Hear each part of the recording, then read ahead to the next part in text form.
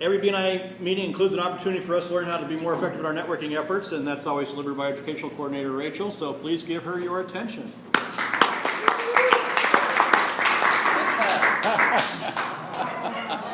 Nice. Doing my educational moment in disguise today. But it's not a very good disguise, because you know exactly who I am, and you know exactly who it is I'm pretending to be. It's a terrible disguise.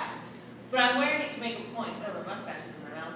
I'm wearing it to make a point. It's not always easy to see things as they are. And what I really want to talk to you about for a couple minutes today is marketing, and the marketing efforts that we think are something that they are not. So there, and you're going to want to take a quick note in a minute or two, but not right this second. Some of you already know what it is I'm going to say, that marketing comes in two forms, active marketing and passive marketing. Have you heard of that before? Active marketing and passive. Okay, let me give you a quick primer on it. Passive marketing is anything you put out into the world where you hope someone goes, ooh, I like what that person has, I'm going to buy. So your website is passive marketing because you hope people come to your website. When you put out an ad, that's passive marketing. Believe it or not, when you send out an email blast, that's passive marketing. When you post on Facebook, that's passive marketing. And when you come to a networking meeting and sit through lunch, that's passive marketing. Because you hope that when you stand up and give your profitable introduction, someone says, ooh, I want that, I'll buy from them. Passive marketing. Most of us do a ton of passive marketing, but most of us rely on active marketing in order to actually generate revenue. Active marketing is anything where you go to a person and you say, I have this thing for you to buy, do you want to buy it? In one way or another, that conversation takes place because you have a relationship. Or when you go to someone and say, I know that you can connect me with people who can buy from me, will you do that? And they say yes or no. That's active marketing. Most of us don't do very much active marketing at all, and most of our businesses absolutely rely on it. We do passive marketing, and then we wonder why no one's beating down our doors, don't we? So I'm going to ask you to do some homework this week that I've recently done, and it might hurt a little bit. I want you to pull up an Excel spreadsheet, a brand new Excel spreadsheet.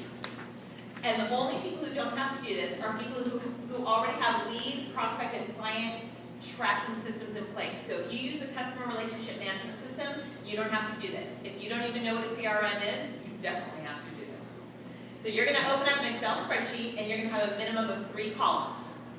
I want you to put the name in the first column. I want you to put the name of every single person who's been a lead to you, or a prospect, or a client since the beginning of this year. So anyone you've talked to about your business, whether they bought from you or not, or anyone someone referred to you, even if you weren't able to talk to them. So every lead, every prospect, every client, you're going to list them in the first column. In the second column, I want you to list where it is that person came from. How did they find you? And specifically, if they came from a networking group, you need to know which networking group. If they came from online, social media, you need to know which place online. Was it LinkedIn? Was it Facebook? Did you reach out to them or did they reach out to you? Okay, you need to know. And in the last column, I want you to put a dollar amount, how much they've been worth to you so far. Can you see the benefit in doing something like this? Yes. You're going to see right away where your money is coming from. Because any person who doesn't give you money, if that's not revenue, then you have to ask yourself whether the channels through which these people are coming are worth it to you. You might see you get a ton of leads from one place, but you get a ton of clients from another place. And then you have to make a quick decision, and this is the last piece of your homework. You have to look and see what's working and what isn't. And what isn't working, you either have to kill it, or you have to do it differently. And for many of us, that means networking has to be done differently, because you can't kill it. We can't kill networking. It is the most effective active marketing that we can do. But if you're not getting revenue from it the way you want, then you have to do things differently. And looking at things on a spreadsheet is going to make that clear to you really, really quickly. So good homework assignment? Yes. It's a little bit painful, but does it have to be done? Yes. Yep. It totally does. All right, have a good week. Thank you, Rachel. We'd like to get that business card box started around the table there. Please check the supply in there. Make sure you have a good half-inch of business cards in there. Visitors, you're more than welcome to take any cards out of there you like, but please don't put your own cards in there. That is reserved for our members. We do have a visitor's card caddy up on the table by the door. It's time to start our profitable introductions this week. Last week, Chris Caruso was our Hot Sauce Award winner, so he's going to be going first with 60 seconds for his.